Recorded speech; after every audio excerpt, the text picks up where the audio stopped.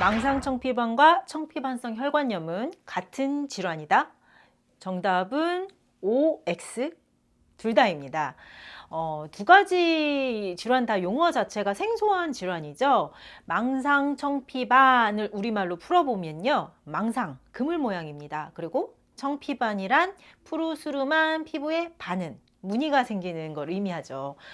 청피반성 혈관 장애 혹은 청피반성 혈관염이라고 부르기도 하는 이 질환을 용어로 또 풀어보자면요. 청피반, 푸른 피부에 반이 생기는 질환을 의미합니다.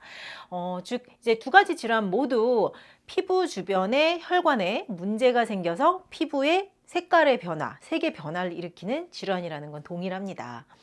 이제 단 청피반성 혈관 장애, 청피반성 혈관염은 거기에다가 이제 통증을 동반한 상처, 궤양이 발생하는 것이 특징으로 이제 망상청피반 중에서도 상처나 궤양이 있는 상태를 한정지어서 이야기합니다. 자, 간단하게 정리하자면요. 다리 위주로 피부가 얼룩덜룩하기만 하면 망상청피반이고요.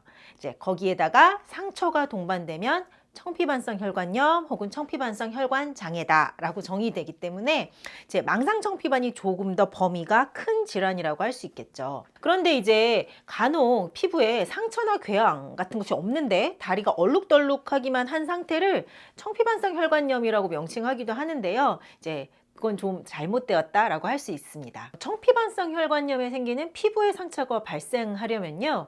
피부 주변의 혈관의 폐색, 이제 막히는 거죠. 이것이 일어나야 합니다. 혈관에 염증이 있던 혹은 염증이 없이 혈전만 있던 간에 이제 혈전이 피부 주변의 작은 혈관들을 폐색 막히게 하면, 즉 혈관이 막히면 피부에 혈액 공급이 되지 않겠죠. 그러면 피부가 괴사되어야 상처가 생기는 겁니다. 그리고 이제 상처와 더불어서 그물 모양으로 얼기설기 이렇게 색이 변하는 것 중간중간에 붉은 반점의 점상출혈 같은 것도 나타날 수 있습니다. 혈전이 혈관을 막고 있다는 증거이죠. 그리고 이런 경우에는요, 환부를 따뜻하게 해도 따뜻한 찜질이나 하더라도 색이 조금 옅어지긴 하지만 흔적은 여전히 남아 있습니다. 자, 반면에요, 상처나 궤양이 없는 망상청피반 중에는 혈전 없이 이제 혈류순환이 잘 되지 않아서 그물 모양으로 얼룩덜룩한 경우도 있는데, 이 경우에는 환부가 따뜻해지면 피부에 나타나는 그물 모양이 흔적 없이 사라질 수 있겠죠. 자, 이런 케이스의 망상청피반을 청피반성 혈관염이라고 명칭할 수는 없습니다. 워낙 생소한 질환이기도 하고요. 구별이 어려운 질환이기도 한데 굳이 망상청피반, 청피반성 혈관염 두 가지를 또 나누어 이야기하자니까 조금 복잡한데요. 구분지어 설명하는 이유는요, 치료 방법의 접근이 조금 다르기 때문이죠.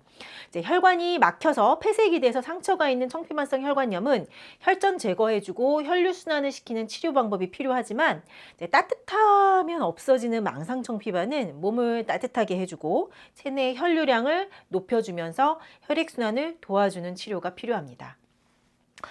망상청피반과 청피반성 혈관염, 청피반성 혈관장애 좀 어렵죠. 자, 결론은요, 두 가지 질환이 디테일이 조금씩 다르다는 것입니다. 그리고 잘 모르신다면요, 내원하셔서 정확하게 진단 받으시고 치료 받으시면 됩니다.